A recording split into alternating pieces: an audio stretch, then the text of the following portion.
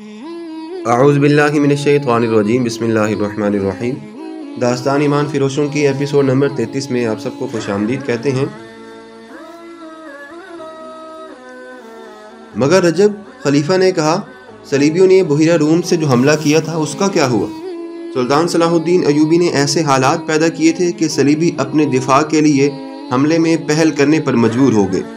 رجب نے کہا، سلطان صلاح الدین ایوبی کو معلوم تھا کہ حملہ آ رہا ہے، کیونکہ حالات اسی نے پیدا کیے تھے، اس لیے اس نے حملہ روکنے یعنی دفاع کا انتظام پہلے ہی کر رکھا تھا۔ یہ شخص فرشتہ تو نہیں تھا کہ اسے غیب کا حال معلوم ہو گیا تھا۔ اس نے ایک ایسا ناٹک کھیلا تھا کہ جس میں ہزارہ یتیم بچے اور ہزارہ عورتیں بیوہ ہو گئی تھیں۔ اس پر آپ نے اسے میری موجودگی میں خراج تحسین بھی پیش کیا۔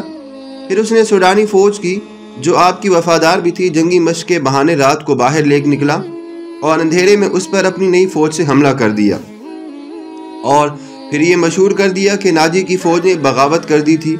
اس پر بھی آپ نے اسے خراج تحسین پیش کیا۔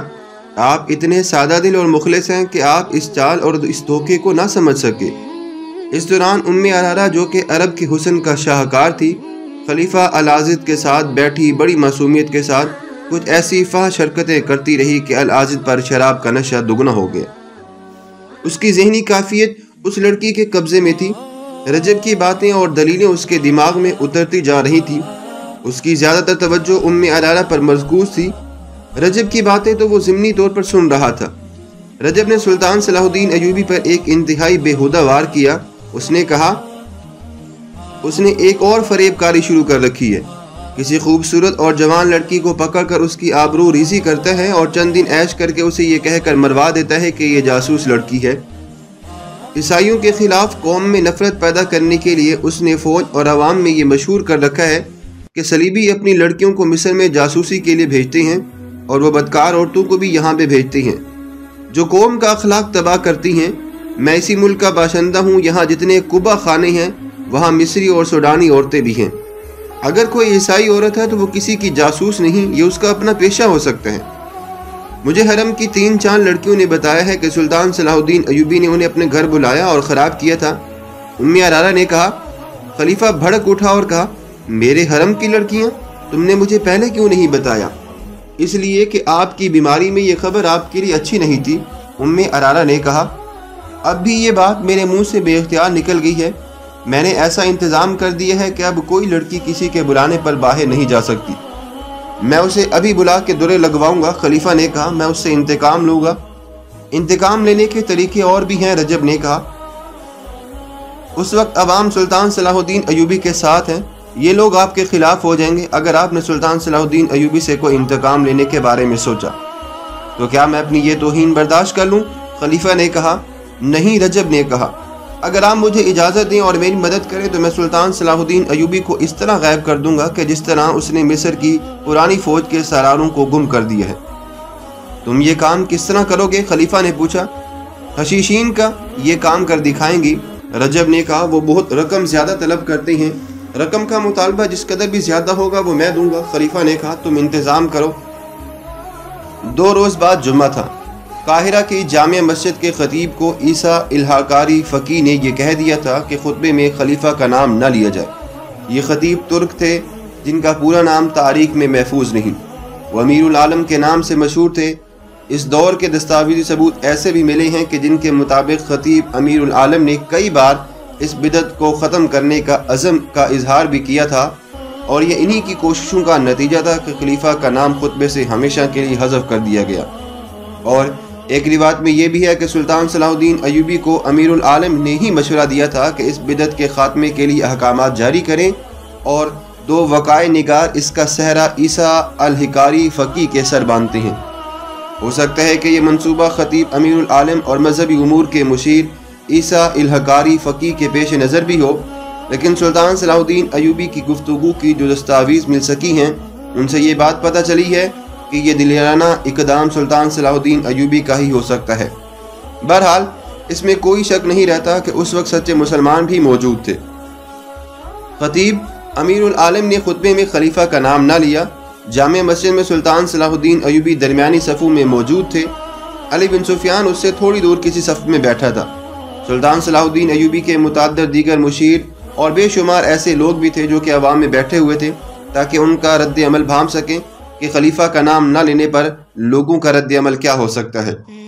علی بن سفیان کے مخبروں کی بہت بڑی تعداد بھی مسجد میں موجود تھی۔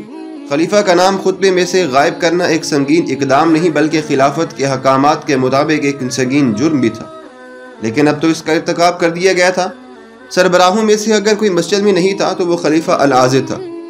نماز کے بعد سلطان صلاح الدین ایوبی اٹھا، خطیب کے پاس گیا، ان سے مصافحہ کیا، ان کے چغے کا بوسہ لیا اور کہا، اللہ آپ کا حامی و ناصر ہو۔ خطیب امیر العالم نے جواب دیا، یہ حکم صادر فرما کر آپ نے جنت میں گھر بنا لیے ہیں۔ واپس چند قدم چل کر سلطان صلاح الدین ایوبی رک گئے اور خطیب کے قریب جا کر دوبارہ اسے کہا، اگر آپ کو خلیفہ کا بلاوا آئے تو آپ اس کے پاس جانے کی بجائے میرے پاس آ دینا، میں آپ کے ساتھ چلوں گا۔ اگر امیر مصر گستاخی نہ سمجھیں، امیر العالم نے کہا، تو عرض کروں کہ باطل اور شرک کے خلاف عمل اور حق گوئی اگر جرم ہے تو اس کی سزا میں اکیلا ہی بھگت لوں گا، میں آپ کا سہارا نہیں ڈھونڈوں گا۔ خلیفہ نے بلایا تو اکیلا چلا جاؤں گا، میں نے خلیفہ کے نام کو آپ کے حکم سے نہیں خدا کے حکم سے حذف کیا ہے، میں آپ کو مبارکباد پیش کرتا ہوں۔ شام کے بعد سلطان صلاح الدین ایوبی علی بن سفیان، بہاؤالدین شداد اور چند ایک اور مشیروں سے دن کی رپورٹ لے رہا تھا۔ سارے شہر میں شہریوں کے بھیس میں مخبر اور جاسوس پھیلا دیے گئے تھے جنہوں نے لوگوں کی رائے معلوم کر لی تھی۔ علی بن سفیان نے سلطان صلاح الدین ایوبی کو بتایا کہ کہیں سے بھی اسے ایسی اطلاع نہیں ملی جہاں کسی نے یہ کہا کہ خطبے میں خلیفہ کا نام نہیں لیا گیا تھا۔ علی بن سفیان کے بعد آدمیوں نے 2-3 جگہوں پر یہ بھی کہا کہ جامع مسجد کے خطیب نے آج ہی خطبے میں خلیفہ کا نام نہیں لیا تھا، یہ اس نے بہت برا کام کیا ہے۔ اس پر کچھ آدمی اس طرح حیران ہوئے جیسے انہیں کچھ معلوم ہی نہیں تھا کہ خطبے میں خلیفہ کا نام لیا گیا تھا یا نہیں۔ ان میں سے 4-5 نے اس قسم کے سوالات کا اظہار کیا کہ اس سے کیا فرق پڑتا ہے، خلیفہ خدا یا پیغمبر تو نہیں۔ ان اطلاعات سے سلطان صلاح الدین ایوبی کو اطمینان ہو گیا کہ عوام کے جس رد عمل سے اسے ڈرایا گیا تھا اس کا کہیں بھی اظہار نہیں ہوا تھا۔ سلطان صلاح الدین ایوبی نے اسی وقت سلطان نور الدین زنگی کے نام پیغام لکھا جس میں اسے یہ اطلاع دی کہ اس نے جمعے کے خطبے میں سے خلیفہ کا نام نکلوا دیا ہے، عوام کی طرف سے اچھے رد عمل کا اظہار ہوا ہے، لہٰذا آپ بھی مرکزی خلافت کو خطبے سے خارج کر دیں۔ اب لب لباب کا طویل پیغام لکھ کر اس نے حکم دیا کہ قاصد کو علی الصبح روانہ کر دیا جائے، جو کہ یہ پیغام فوراً نور الدین زنگی کو دے کر واپس آ جائے۔ اس کے بعد اس نے علی بن سفیان سے کہا کہ خلیفہ کے محل میں جاسوسوں کو چوکنا کر دیا جائے، وہاں ذرا سی بھی مشکوک حرکت ہو تو فوراً اطلاع دیں۔ رجب کو سلطان صلاح الدین ایوبی جانتا تھا، اسے یہ بھی معلوم تھا کہ رجب خلیفہ کا منہ چڑھا ہوا نائب اور سالار بھی ہے۔ سلطان صلاح الدین ایوبی نے علی بن سفیان سے کہا، رجب کے ساتھ ایک آدمی سائے کتنا لگا رہنا چاہیے۔ اس رات خلیفہ کی محفل عیش و طرب میں رجب نہیں تھا، وہ سلطان صلاح الدین ایوبی کے قتل کا انتظام کرنے چلا گیا تھا۔ اسے حسن بن صبا کے حشیشین سے ملنا تھا۔ خلیفہ روزمرہ کی طرح باہر کی دنیا سے بے خبر اور ام عرارہ کے تلسماتی حسن اور نازوں میں گم تھا۔ اسے کسی نے بتایا ہی نہیں تھا کہ خطبے میں سے اس کا نام حذف بھی ہو چکا تھا۔ وہ خوش ہو چکا تھا کہ سلطان صلاح الدین ایوبی کے قتل کا انتظام ہونے والا ہے۔ ام عرارہ نے اسے جلدی سلانے اور بے ہوش کرنے کے لیے زیادہ شراب پلا دی اور شراب میں خواب آور صفوف کو بھی ملا دیا۔ اس بوڑھے سے جلدی چھٹکارا حاصل کرنے کے لیے وہ یہی نسخہ استعمال کیا کرتی تھی۔ اسے سلا کر اور قندیلیں بجھا کر وہ کمرے سے نکل گئی۔ وہ اپنے مخصوص کمرے کی طرف جا رہی تھی جس میں رجب رات کو چوری چھپے اس کے پاس آیا کرتا تھا۔ وہ کمرے میں داخل ہوئی تھی کہ کواڑوں کے پیچھے سے کسی نے اس پر کمبل پھینکا۔ اس کی آواز بھی نہ نکلنے پائی تھی کہ اس کے منہ پر جہاں پہلے ہی کمبل لپٹ گیا تھا ایک اور کپڑا باندھ دیا گیا۔ اسے کسی نے کندھوں پر ڈال لیا اور کمرے سے نکل گیا۔ یہ 2 آدمی تھے۔